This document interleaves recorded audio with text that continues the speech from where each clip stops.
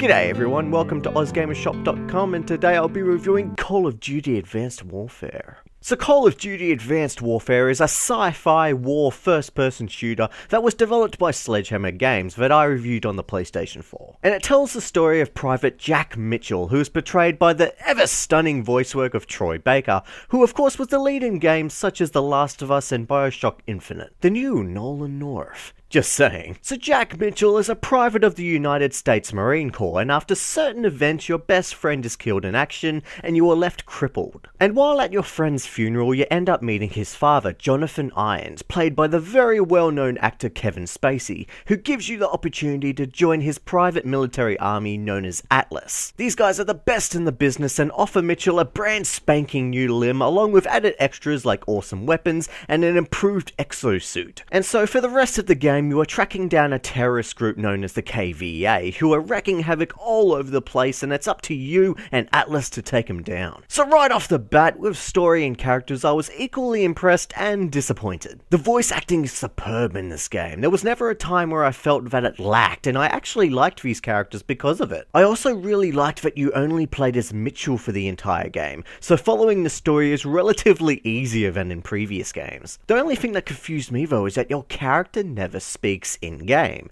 only in cutscenes.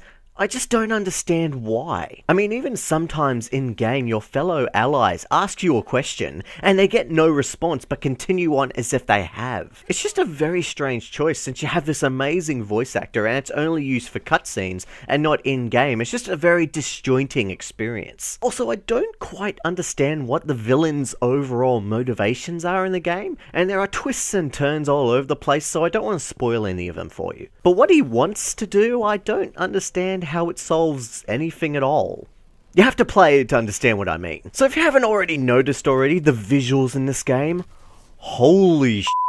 It's very strange to be saying that Call of Duty Advanced Warfare looks amazing. Some of the set pieces during the single player look fantastic, but even just the environments themselves look great, and same goes for the character models. Now I know for a fact that some people never even touch the single player section of any Call of Duty game at all, but I feel that they should give it a chance. This is one of the better Call of Duty single players I've played, but my favourite without a doubt is the very first Black Ops game, which to me was brilliant. And yes, even though the gameplay across all of the games in the franchise are very similar, there is still fun to be had, and this game offers a few new additions to the single player. Superb voice acting and characters, great action moments complemented by beautiful visuals, and an easier to follow story. It just makes for an overall more enjoyable single player experience. I especially like the levels where you could utilize the grappling hook. I think it's a step in the right direction for more non-linear gameplay and level design, and is a whole lot of fun to use to get around and to take out enemies from afar. But then again, you only get to use the grapple hook for a couple of levels, otherwise the level design is very straightforward, and I hate that if you wander off the beaten track just a little bit, you fail the mission. I mean, what's the point of making these areas accessible if you're not allowed to go there? Seriously. So let's talk about the almighty exosuit and the abilities that you will be able to take advantage of. COD has now become even faster than it already was, with new movement abilities such as the double jump, thrusting in different directions, a thrust slide, and you can even thrust downwards towards the ground from a height. I also love that instead of a knife melee attack, you now give him an almighty punch to the face. Extremely satisfying. I also like how in single player your HUD is now completely removed and everything is displayed on your weapon. At first this confused me a little bit, but eventually I understood what all the little icons represented,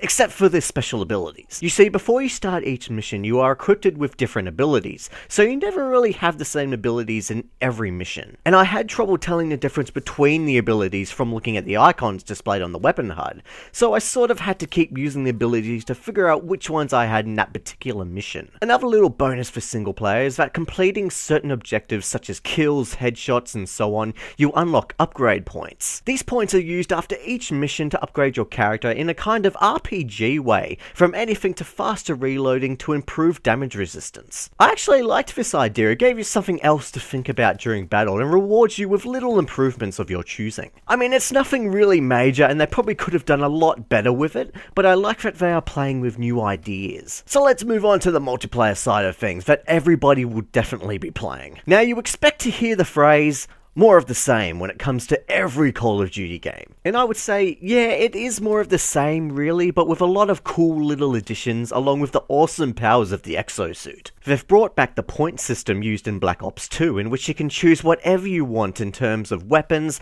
abilities, and score streaks, with each item you equip using a single point. I love this system so much better as you get that freedom to play in almost any way you want to. Other additions include the emblem creator, which I am happy to see back as it gives us the freedom to express our profile in any way we want. Weird or awesome, it's up to you. New additions that I welcome are the character customization, customizable score streaks, and special abilities. You can now choose the look of your character when it comes to clothing and preset face and skin options. Now I'm still waiting on the day where we can finally fully customize our player's face and attributes, but this is a step in the right direction with a variety of different outfit choices for the legs, chest, head, gloves, shoes, and even exosuits. Score streaks can now be individually upgraded in different ways now. For example, a UAV can now be upgraded further to allow it to stay activated for a longer period of time. There are multiple options for each score streak, and for every upgrade that you put on, the more score you have to get before achieving the score streak. Special abilities have carried over from the single player to be utilized in multiplayer, with a nice variety from speed boosts, cloaking devices, to a portable shield that pops out of your arm. I think the level design is also great, especially when compared to the last game, Ghosts, where those levels just felt all over the place, with some of them being way too massive for the amount of players. Advanced Warfare now seem to have gotten the level design right this time. Multiplayer is now as crazy and fast as ever with the added exosuit abilities. You will have players thrusting and double jumping all over the place, which adds a new sense of verticality to the gameplay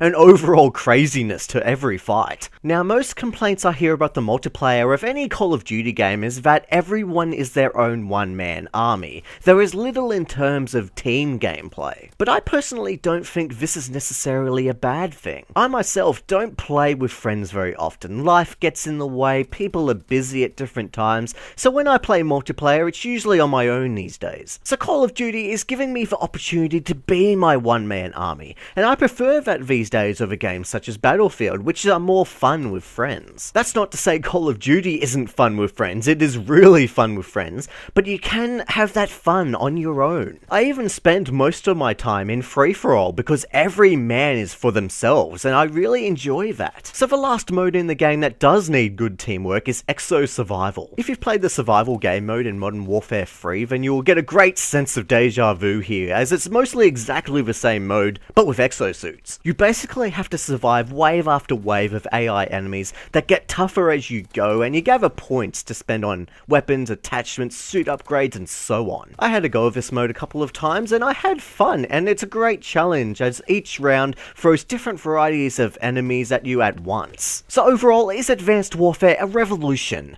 No. But does it all over Ghosts? Oh yeah. Advanced Warfare is a good time. It looks fantastic, it's never played better. The single player is great fun, the multiplayer is more of the same, but with added features, and survival mode is deja vu. And yes, even though they most likely got all these ideas from Titanfall, and it is kind of evident at times, I actually only recently got Titanfall myself, and haven't had enough time to compare the two like everybody else. So I give Call of Duty Advanced Warfare a solid 8 out of 10. Yes, this game is no Call of Duty to beat all previous entries, but it has a lot of great new additions and customizable options to keep you entertained for a long time. The single player is a great ride with superb performances, amazing visuals and set pieces. The multiplayer and Exo Survival is what you expect from a Call of Duty game, but that doesn't mean it's not a whole lot of good fun with added Exo craziness. So I recommend this game. If you've played Call of Duty before, you know what to expect. If you want a bit of Exo craziness of Titanfall in a Call of Duty game, you're gonna have fun here. I love the added exo abilities and even some of the weapons like the Sonic Boom shotgun. It's not very strong at times, but it's just badass. So I had a great time here, and I'm sure other fans of the series will have a good time as well. Thanks everybody at ozgameshop.com. I hope you liked my review, and if you want to subscribe to the website, subscribe. But if you want to subscribe to my website, I'm MAT5 Reviews. Thank you for watching my review, and I hope to see you next time.